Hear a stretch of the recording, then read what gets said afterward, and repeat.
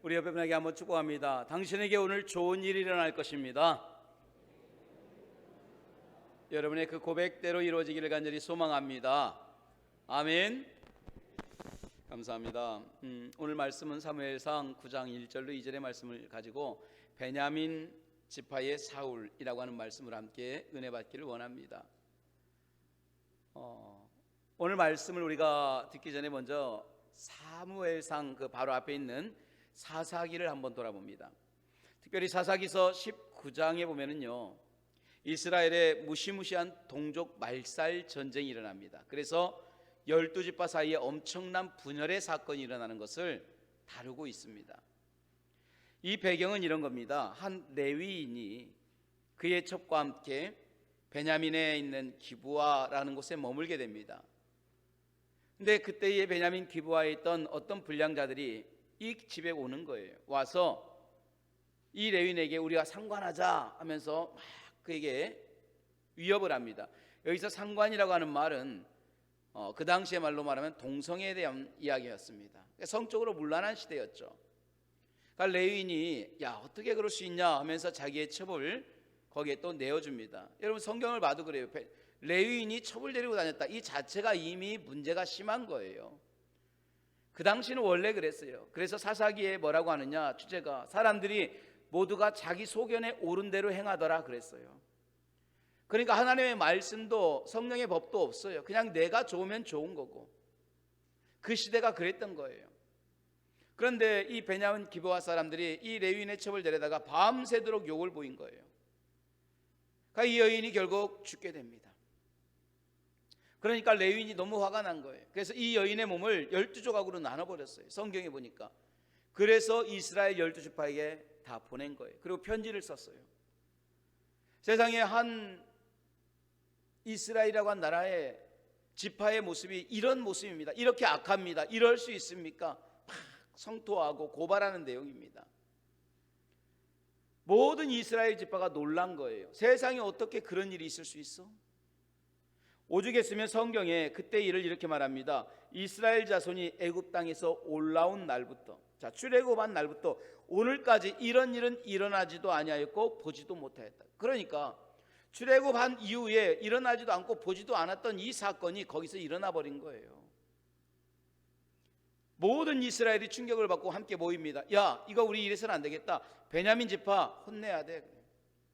다시는 이러지 못하게 우리가 아주 본때를 보여야 돼. 그래서 11지파가 모인 거예요. 그리고 결의합니다. 베냐민 지파를 치자. 베냐민은 크지 않은 지파입니다. 조그마한 지파예요. 전쟁이 일어난 거예요. 11지파와 베냐민 지파가 전쟁이 일어났는데 베냐민 지파 2만 5천 명 정도가 모입니다. 11지파가 그 거의 20배에 가까운 40만 명이 넘게 모인 거예요.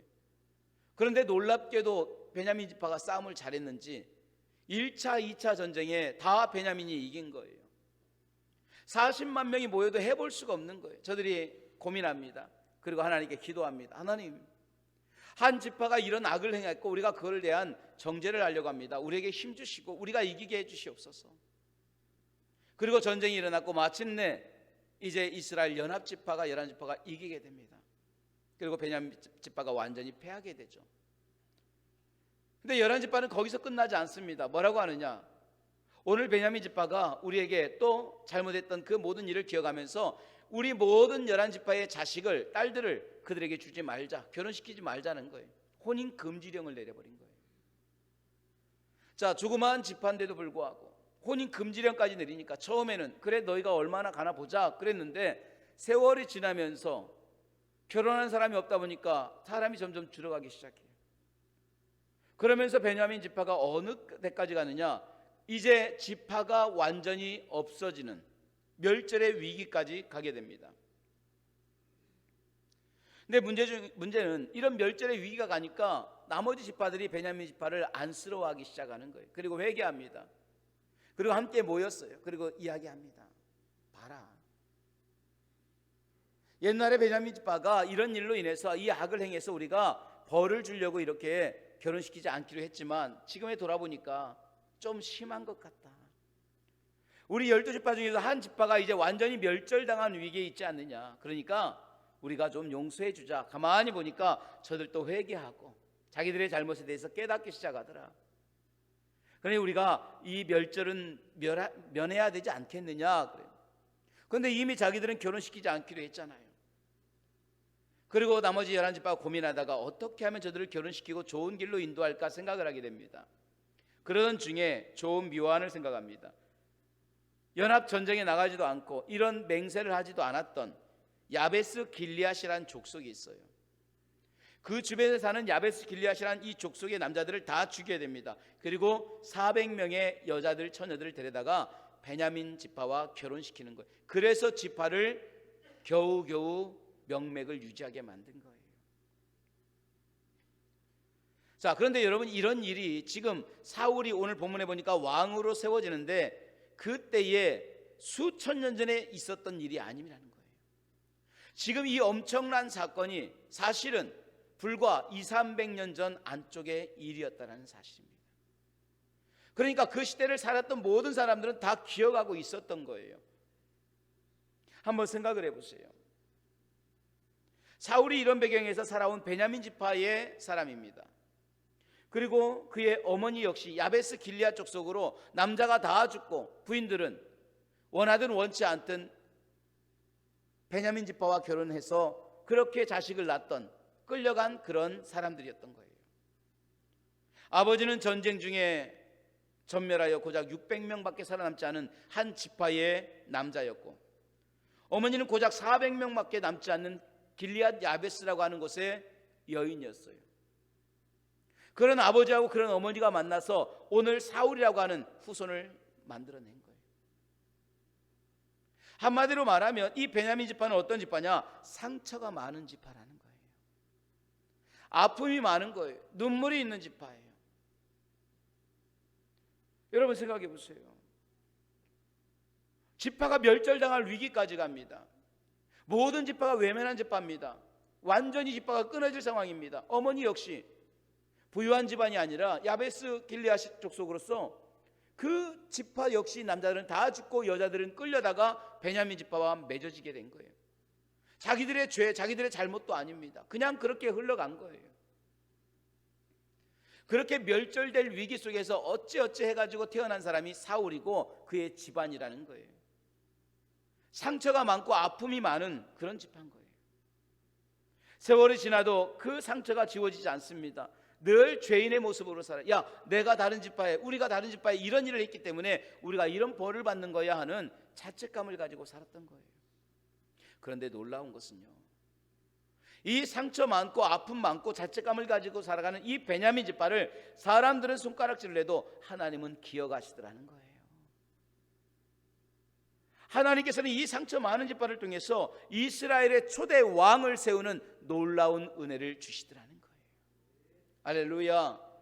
가장 작은 지파입니다. 가장 연약하고 가장 많은 죄인의 모습이고 가장 많은 상처가 있습니다. 지금까지 이스라엘은 부족이었어요. 지파였어요. 그래서 아브라함, 이삭, 야곱의 시대를 족장 시대라고 불렀던 거예요. 나라의 모습이 없습니다. 이제 가나안에 들어와서 우리도 나라를 만들고 왕을 세워달라고 할 때에 똑똑하고 잘나고 모든 12지파 중에서 탑인 지파를 세운 게 아니라 가장 상처 많고 가장 찌그러지고 가장 연약하고 가장 부족한 지파를, 가장 아픔을 가진 지파의 사람을 통해서 하나님은 이스라엘을 하나가 되게 하시고 이스라엘의 초대 왕으로 세워 가시더라는 거예요. 아마 이 소식을 들은 모든 지파는 놀랬을 거예요. 뭐라고? 내가 잘못 들은 게 아니야? 어느 지파? 베냐민? 에이, 설마. 그 정도로 베냐민 지파는 모든 사람들에게 아픔이 있는 지파였어요. 죄가 많은 지파였어요. 문제가 많은 지파였어요. 그런데 그런 지파에서 우리 모든 12지파를 이끌어가고 통솔할 왕을 세운다고? 진짜야? 아마 그러지 않았을까요? 충격을 받았을 거예요. 저는 이 말씀을 가만히 묵상하다가 은혜를 받은 게 그거예요. 아, 이게 하나님의 은혜구나. 이게 하나님의 마음이고 이게 주님의 사랑이구나. 여러분 생각해 보세요. 한 번 잘못했다고 해서 크게 심판을 받았다고 해서 하나님은 그 인생을 버리지 않아요. 세상은 잘못한 인생 내버립니다. 실수 크게 하며 영구제명시킵니다. 제가 어떤 분들하고 이야기하면서 요즘 그 옛날에 축구선수 그 사람 아주 잘했는데 못 보는 것 같아요. 그 사람 어디로 갔어요? 그때 축구에 일가견이 있던 목사님이 그분 영구제명됐다라는 거예요. 불미스러운 일로 인해서 이래해서 영구제명됐다. 여러분, 운동선수에게 영구제명이라는 거는요, 이거는 거의 사형선고잖아요. 한 번 실수하고 한 번 잘못했다고 해서 그 인생 다시는 거기에 설 수 없게 제명시켜버리는 거예요. 그러니까 외국으로 떠돌고 다른 나라의 국적을 가질 수밖에 없는 여건 중에 하나도 바로 그런 이유예요. 이게 세상입니다. 세상은 무서운 거예요. 잘못된 사람, 실수한 사람 용서가 안 돼요. 그런데 놀라운 것은 하나님께서는 용서하시더라는 거예요. 우리가 큰 죄를 짓고 하나님의 심판을 받았다고 해서 하나님은 그를 버리지 않아요. 그가 진실로 회개하고 하나님의 은혜 가운데 돌아오면 주님은 품어주시고 더 크게 그 인생을 위로해 주시는 줄로 믿습니다. 할렐루야. 그래서 우리가 알고 있는 로마서 5장 20절에 죄가 많은 곳에 하나님의 은혜가 더한다라는 게 바로 그런 말씀이에요. 죄 많이 지으면 은혜 많이 받는다, 이게 아니라 죄 많이 지은 사람이 똑같은 은혜를 주어도 은혜의 무게를 더 크게 느낀다라는 거예요. 그리고 하나님의 은혜의 무게가 더 그에게 값지게 이루어진다라는 사실입니다. 이게 하나님의 은혜예요. 세상에서는 사람들을 세울 때 그가 얼마나 엘리트였나라는 것을 봅니다. 그가 어떤 사람이었고 어떤 능력이 있고 어떤 스펙을 가졌고 어떤 경험이 있는지를 봅니다. 그래서 여러분, 어떤 자리를 맡길지라도 능력 있는 사람, 실력 있는 사람, 스펙이 갖춰진 사람을 세우려고 합니다. 그래서 사람들은 그런 스펙을 갖추려고 노력하잖아요. 그리고 실질적으로 아주 소수의 능력 있는 사람이 세상의 중요한 일들을 이끌어가는 것을 많이 보게 됩니다. 그런데 하나님 나라는 그렇지가 않아요. 세상의 능력과 스펙이 아니라 하나님이 보는 것은 처음부터 우수했던 자들이 아니라 부족하고 방황했다 할지라도 가장 많이 변화되고 가장 많이 하나님께 엎드리는 사람을 하나님은 기뻐하시는 줄로 믿습니다. 그리고 그런 사람을 통하여 하나님은 일하시는 거예요. 우리가 성경에 보는 이른 양 한 마리를 더 기뻐하시는 하나님의 마음이 바로 이 마음인 거예요. 그러므로 우리가 이 세상에서 실패하고 때로는 인생의 밑바닥까지 갔다 할지라도 좌절하지 말고 낙심하지 않기를 주님의 이름으로 축복합니다. 비록 우리가 이전에 그런 삶을 살았다 할지라도 감사한 것은 하나님은 그런 가운데서도 믿음을 지키고 하나님을 찾는 자에게 은혜를 주시더라는 거예요. 12지파 중에 가장 문제가 많고 사고 뭉치와 같고 가장 큰 사건을 일으켰던, 동족 멸절의 엄청난 사건을 일으켰던 베냐민 지파라 할지라도 하나님께 엎드리고 회개하고 하나님의 은혜를 사모할 때 하나님은 그 지파를 통하여 이스라엘의 역사를 새롭게 만들어 가시는 줄로 믿습니다. 이게 성경이에요. 여러분, 성경에도 보면은요, 과거의 지은 죄로 인하여 무겁고 고통스럽게 살아갈 수밖에 없는 그 인생들이 하나님 앞에 엎드리고 하나님의 은혜를 사모함으로 정말 주님 앞에 값지고 귀하게 쓰임받는 인생이 얼마나 많은지 몰라요. 우리가 잘 알고 있는 사람들입니다. 바로 사도 바울도 그런 사람이에요. 여러분, 우리 사도 바울 얼마나 대단한 사람인지 아십니까? 자, 성경은요 1500년 동안 40명에 의해서 성경 66권이 쓰여졌어요. 생각해 보세요. 1500년이라고 하는 엄청난 기간 동안 40명에 의해서 이 성경이 쓰여졌는데 66권의 성경을 40명이 썼는데 그 중에 13권을 한 사람이 썼어요. 그것도 수백 년이 아니라 얼마 안 되는 짧은 인생 속에서. 누굽니까? 바울이에요. 신약 27권 중에 절반을 사도 바울이 쓴 거예요. 그것만이 대단한 게 아니라 예루살렘 안에 있던 기독교를, 복음을 유럽과 아시아와 전 세계에 증거하기 시작한 사람이 바로 사도 바울이라는 거예요. 대단한 사람인 거예요. 그런데 여러분, 바울이 대단한 것은요, 이런 엄청난 역사와 성경을 쓰고 복음을 증거했다, 이것만 있지 않습니다. 바로 그가 더 놀라운 것은 그의 과거의 삶이었어요. 이런 엄청나게 성경을 쓰고 복음을 증거했던 이 사도 바울의 과거는요, 그 어떤 사람보다도 더 교회를 핍박했고 하나님께 대적했던 사람이었다는 사실이에요. 사도행전에 보면 사도 바울의 일생을, 특별히 교회의 핍박을 뭐라고 말하느냐? 교회를 잔멸했다라고 나와요. 여러분, 교회를 잔멸할세라고 하는 이 말은요, 다른 게 아닙니다. 원어를 찾아보면 멧돼지가 밭을 뒤집어 놓다라는 원어를 쓴 거예요. 그러니까 교회를 뒤집어 놓은 거예요. 멧돼지가 밭을 다 뒤집어 엎은 것처럼, 여러분이 아침에 산에 가다 보면 막 풀을 뒤집어 놓은 것처럼, 고구마 밭을 뒤집어 놓은 것처럼 교회를 쑥대밭이 되게 만든 거예요. 이게 잔멸한 거예요.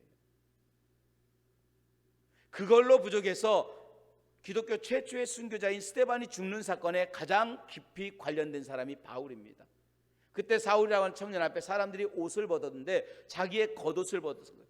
겉옷은 권위와 모든 것을 상징하는 거예요. 그것을 벗었다는 것은 그만큼 바울의 권위가 엄청난 거예요.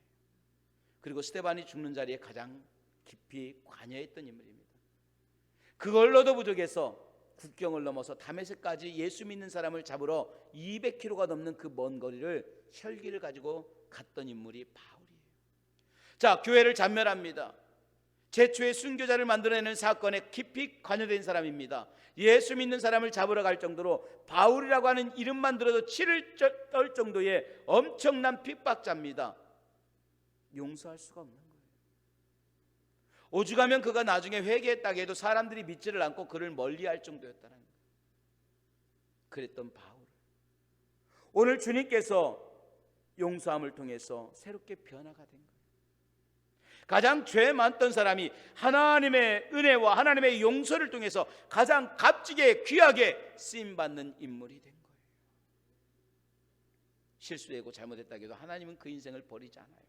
우리가 실수했다고 해도 하나님은 그 인생을 너는 영구제명이야 말하지 않아요. 우리가 회개하고 돌아오고 정말 두 손 들고 천부여 의지없어 손 들고 옵니다. 하나님 앞에 무릎 꿇을 때 하나님은 그 인생을 은혜로 받아주시는 줄로 믿습니다. 할렐루야. 잔잔한 갈릴리 바다에 7명의 남자가 열심히 노를 젓고 그물을 던지고 있습니다. 그러나 그들은 밤새도록 그물을 던져도 아무것도 잡지 못했습니다.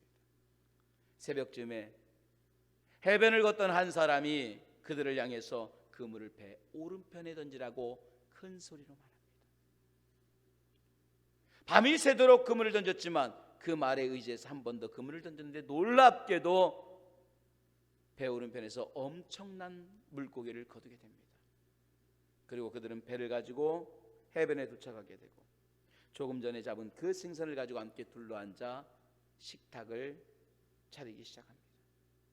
자, 그런데 아까 그물을 배 오른편에 던지라고 했던 그 사람이 함께 둘러앉은 7명 중에 한 사람을 지그시 바라봅니다. 수염이 덥수룩하고 초췌한 모습의 이 남자, 지난 밤에 그물을 집어던졌던 베드로라고 했던 인물입니다. 그렇게 초췌한 모습으로 피곤함을 가지고 이른 아침에 둘러앉은 자리에서 고기를 먹으려고 하는데 그물을 배 오른편에 던지라고 했던 그분의 시선을 느끼기 시작하고 그쪽을 바라봅니다. 놀랍게도 그가 알고 있던 분이고 그도 그 남자를 알고 있었어요. 그렇게 침묵의 시간이 지나갑니다. 그리고 어느 쯤에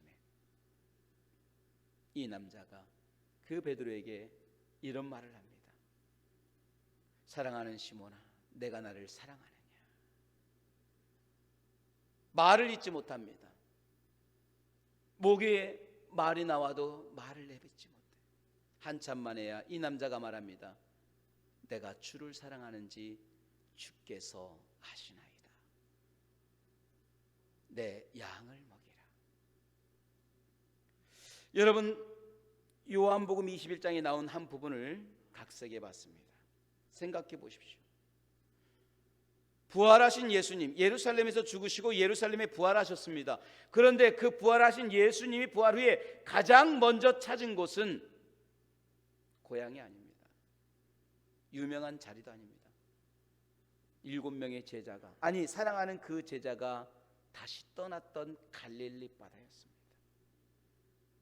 부활하신 주님이 많고 많은 것 중에서 가장 먼저 찾아오신 갈릴리 바다, 그것도 그 새벽 그 아침에 왜 그러셨을까 하는 거예요. 할 일 많고 부활의 간증도 할 참 많을 텐데 그 주님께서 그 어떤 일보다 갈릴리 바다를 먼저 찾아오신 이유는 뭘까요? 이 남자를 만나려고 한 거예요. 사랑하는 제자 베드로를 만나려고 하신 거예요. 자, 그렇다면 왜 예수님은 그 제자를 만나려고 그 먼 곳까지 오셨을까? 불과 며칠 전에 나는 절대로 부인하지 않겠습니다라고 말했던 제자였지만 불과 몇 시간 만에 맹세하고 저주하여서 주를 부인했던 제자였어요. 근데 그를 만나러 온 거예요. 왜 그러셨을까? 따지러 오셨을까요? 야, 내가 부활하고 나니까 가장 먼저 억울한 게 그거더라. 네가 나를 그렇게 부인하지 않는다고 하면서 네가 배신해? 내가 너 그럴 줄 몰랐다. 아니에요. 오늘 주님이 그 갈릴리로 오신 이유는 단 한 가지입니다. 용서하기 위해서. 그 상한 마음을 회복시켜주기 위해서 오셨던 거예요. 여러분 생각해 보세요. 베드로의 마음이 지금 자기 마음이었겠습니까? 사랑하는 스승을 배신했던 사람입니다. 이미 오래전에 버렸던 그물을 다시 잡을 정도로 마음을 잡지 못했던 사람이에요. 갈 곳 없는 인생이었고 모든 제자들에게 지탄을 받은 인생이 되었을 거예요. 자괴감이 얼마나 컸을까요? 얼마나 힘들고 얼마나 무거웠을까요? 내가 내 스승을 부인했어, 내가 배신했어 하는 그 마음의 아픔을 가지고 한평생 살아갈 수밖에 없었을 거예요. 주님은 그 인생을 너무 잘 아신 거예요. 그래서 오늘 주님께서는 그 무너진 인생을 회복시키려고 부활하신 후에 그 어떤 곳보다 가장 먼저 갈릴리 바다를 찾아오신 거예요. 그리고 그 제자에게 내가 너를 사랑하느냐, 내 양을 먹이라 말씀해 주신 거예요. 바로 용서와 회복을 위해 주님이 거기까지 오신 겁니다. 내 양을 먹이라는 이 말씀은 용서와 회복의 음성이며 깨지고 상한 마음을 향한 치유의 말씀인 줄로 믿습니다. 더 이상 과거의 우겨쌈을 당하지 말라는 거예요. 실패했다고 좌절했다고 그 자리에 좌절에 앉지 말라는 거예요. 다시 일어나라는 거예요. 내 양을 먹이라는 거예요. 너 아직 할 일 많이 있다라는 거예요. 이게 하나님의 은혜의 말씀이에요. 그 용서와 사랑의 힘으로 다시 그는 일어납니다. 그가 잡았던 모든 그물을 버립니다. 그리고 주를 향한 생명의 길을 걷기 시작하고 마지막 순간까지 주님을 의지하여 살다가 순교하게 됩니다. 사랑하는 주의 종들이에요. 살아가다 보면 누구나 실수합니다. 실패합니다. 좌절도 합니다. 잘못도 합니다. 때론 용서받지 못할 정도의 아픔을 겪기도 합니다. 베냐민 지파가 그랬고 바울이 그랬고 오늘 베드로가 그랬어요. 그럼에도 불구하고 하나님 앞에 나올 때 주님은 우리를 용서해 주시는 줄로 믿습니다. 내 죄가 주홍과 같이 붉을지라도 십자가의 은혜로 깨끗하게 하시는 하나님의 놀라운 사랑인 줄로 믿습니다. 오늘도 그 사랑 앞에 두 손 들고 주 앞에 나와서 주님, 나는 죄인입니다 고백하며 하나님의 용서함과 회복의 은혜를 통해 치유받는 귀한 심령이 되기를 주님의 이름으로 축원합니다. 할렐루야. 기도하겠습니다.